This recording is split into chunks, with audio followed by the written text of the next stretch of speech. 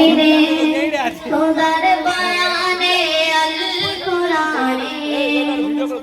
জানালো যে রহমানে জানালো যে রহমানে